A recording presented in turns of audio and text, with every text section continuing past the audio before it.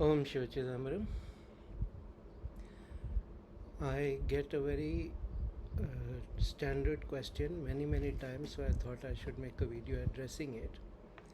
And that is, how does one proceed when one has begun a course of sadhana? By course I mean a run of sadhana upasana, and then one makes a blunder, one gets a setback, or one spectacularly fails. What is one to do? Are we to therefore assume that we are not fit for that particular sadhana? How does one proceed, and how does one deal with the feeling of worthlessness and shame that also comes because one has failed in a spiritual pursuit?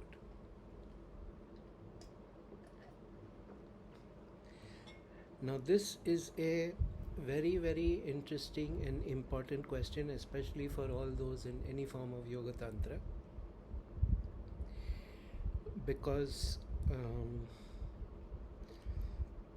the failure is inevitable in one sense, and if you are in a Guru Parampara and not doing something on your own, you should be warned about the stumbles and the setbacks and the roadblocks. You see, very often it is merely a lack of discipline. Just as when you are starting up a new exercise program or studying a new skill, you stumble and you fall, you're clumsy in the beginning, you slowly gain some skill with it, then you gain expertise with it. So it is with sadhana, in fact perhaps most of all with any kind of sadhana upasana. Now this should be made clear right in the beginning. This should be pointed out, and the students or the shishyas, they should be warned about it. In most cases, especially the cases of those who are writing in to me or consulting me and things like that, I'm not talking about my own disciples here.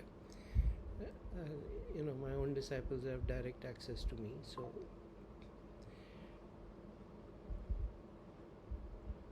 very often what happens is that the fall or the stumble or the setback happens.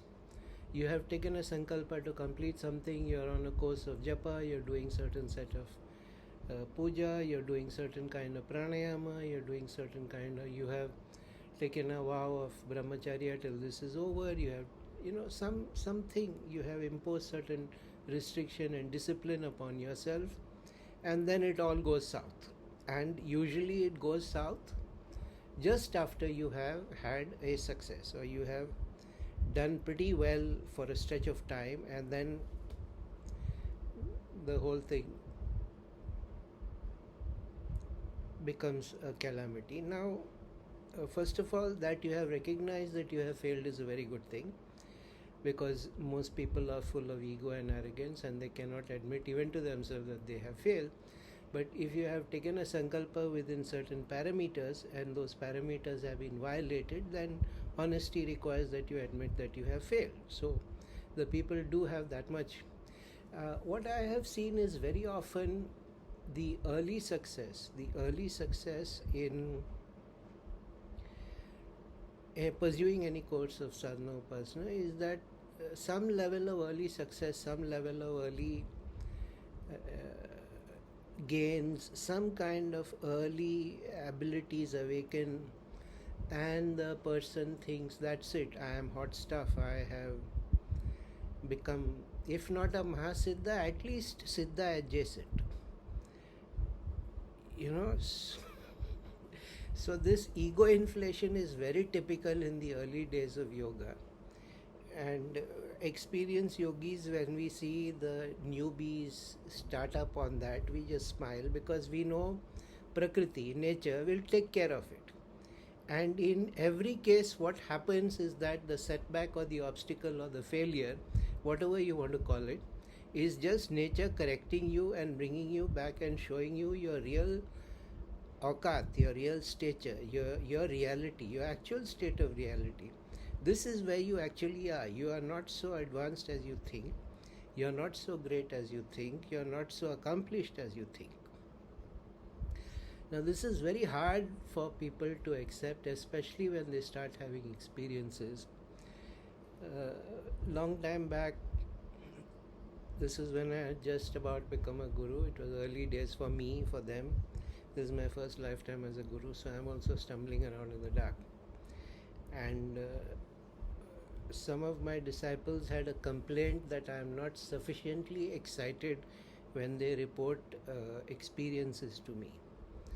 And my response was, if I start getting excited about these small movements of energy, what will I keep for when something actually great happens? They kind of accepted the answer, but I could see that they were not on board with it, and so therefore it is no surprise that they are no longer my disciples. Yeah, like if you have the depth of a teaspoon and there is a disturbance in the teaspoon, the liquid in the teaspoon, you think that is a big tsunami of achievement. If you have an actual depth of a lake or an ocean, then we can start talking. Yeah, so okay, that is irrelevant, that is besides the point. But this is usually what happens. There is a little movement, there is a little attainment, you have gone for a while, especially when you have gone for a few months without missing a day, a single day of sadhana, doing it perfectly every time, not making any mistakes. That is when you need to be most careful, because that is when the ego inflation is waiting to happen. That is when the ahankara is waiting to take you over. That is when the thought that I am this great person, look at me, I am an upasaka, look at me, I am a sadhaka, look at me, I am doing so well. And this thought that one is a great person, this thought that one is accomplishing all this on one's own steam, one's own power, is what causes the stumble, is what causes your shins to crack against the rock of reality. None of this would happen if you maintain a sense of Sharanagati to Devta, to Guru Parampara, to the Gurus.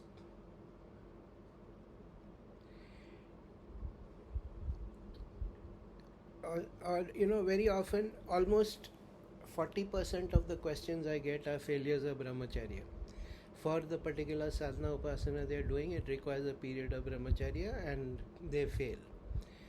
Especially amongst young people, I get that. I mean, not that old people don't have that problem or middle-aged people don't have that problem, but in young people, because of hormonal reasons, it is a very strong. And in today's culture, with the pervasive nature of pornography and the even more pervasive nature of promiscuity, brahmacharya becomes a difficult vow to keep and to maintain, and people falter, people fall, or people fail in that sankalpa. Now, nobody said that because you have come into Yoga Tantra you will not fail. Nobody said you will not fall. Nobody said you will not make wrong detours. Nobody said that you will immediately spectacularly get onto an express highway and zoom away at 400 kilometers an hour, which is the expectation in most people. This is all foolishness and childishness in one sense. When you come into yoga upasana, when you come into sadhana, you begin to see your true nature. You begin to see that you are not so great as you thought you were. You are not so spectacular as you thought you were. You are a human being with all the limitations and flaws and weaknesses and indiscipline and desires that human embodiment entails. And there is nothing wrong with that. The whole point, the very fact that you have come into yoga, the very fact that you have come into Sharanagati, the very fact that you have an aspiration is a good thing.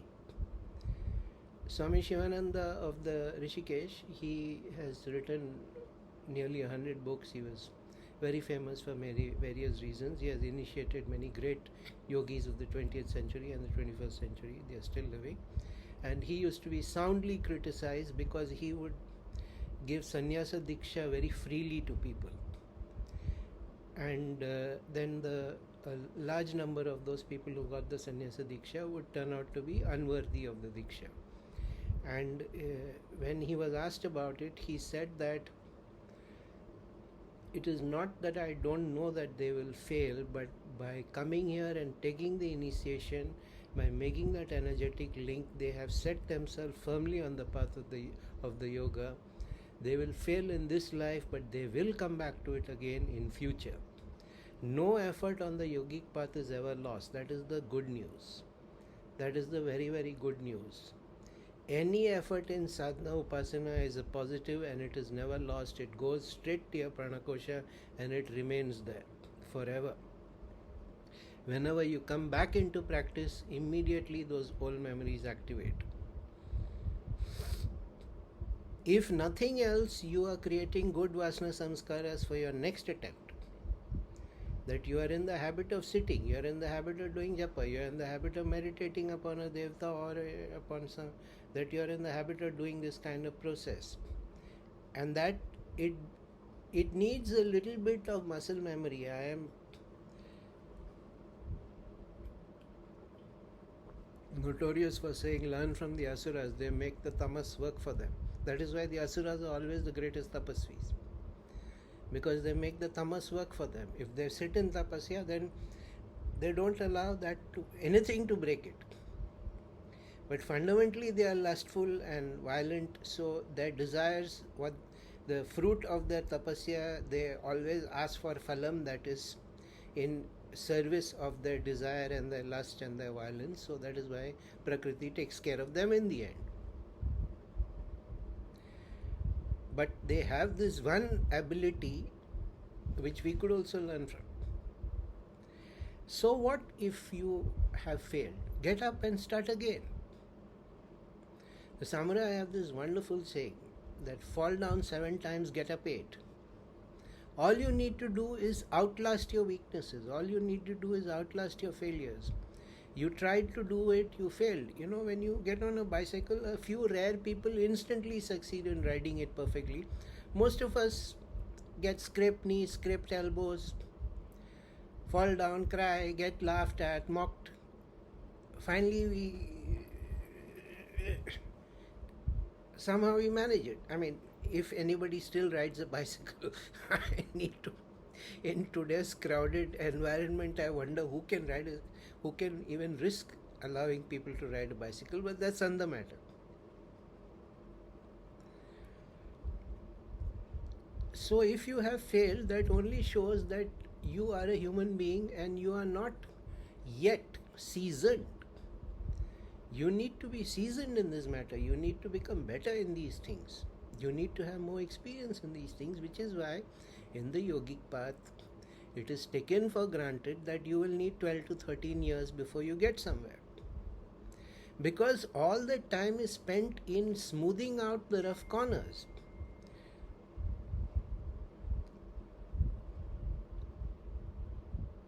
All your limitations and weaknesses and sore spots, they have to be smoothed over, they have to be compensated, and that is the point of a good sadhana. That is the point of a good process. That is the point of the yoga, the meditation, the meditation, the pranayama, the hatha practices, the japa, the pujas, whatever it is, the pariharams. That is the point. That is to accommodate all these negativities or all these flaws within you that might pull you down. And you need to accept it. And when it happens, you're like, here. And most importantly, you need to ask, okay, I was doing so well. I went 4 months, 5 months. Why did this happen? What allowed it? What seed of weakness or what dark spot in my consciousness allowed the entry of that failure, or what? You need to look at that and you need to prevent yourself from that. Then nature will throw something else at you.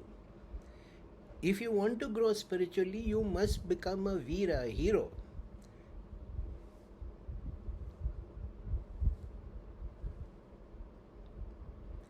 You need to be prepared to fight, to overcome. Do you really want it? Do you really want to be a person of higher consciousness? Do you really want to operate from a yogic consciousness? Then nature will demand that you prove your worth. Prakriti will stand in front of you and say, all right, prove to me. Prove to me that you have earned this.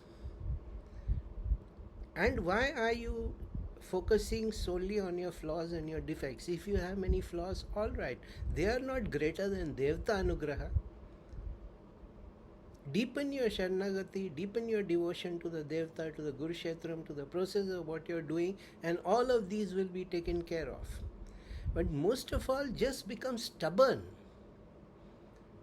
Zidd. Just become stubborn about this matter. You have to say that I will, no matter how many times I fall, no matter how many times I stumble, I will resume. I will put my feet back on the path and I will walk again. If I can't walk, I'll crawl.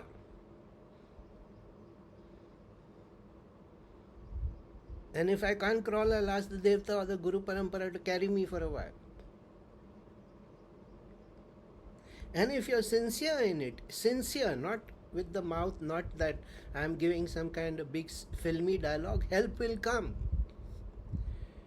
There has never been a case of a sincere aspirant asking for help on the path and help has not come for that person. Help will come. But if you would rather do some kind of intoxicant or indulge in some Mooladhara Swadhisthana pleasures,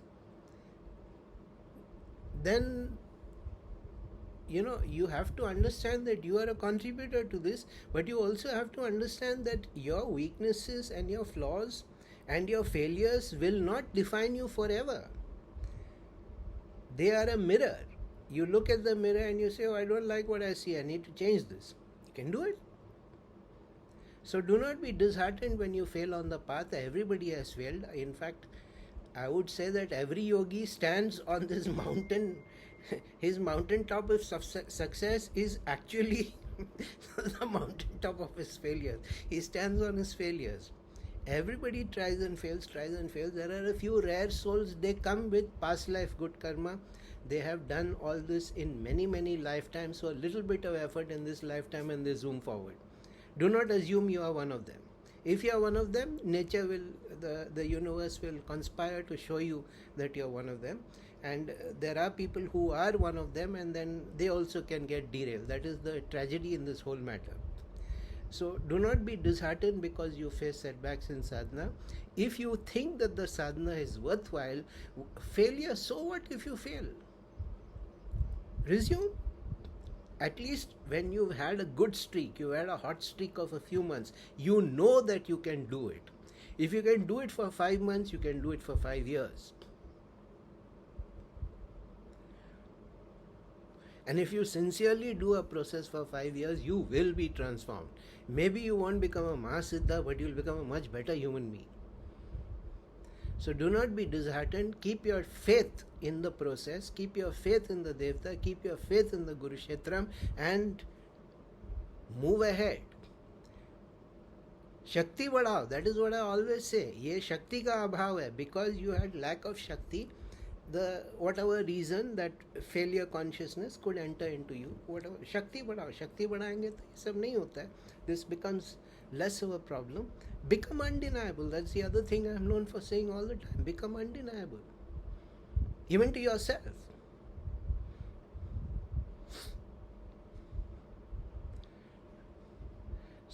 So have some humility and have some courage and resume. Sarvam Shivamaya.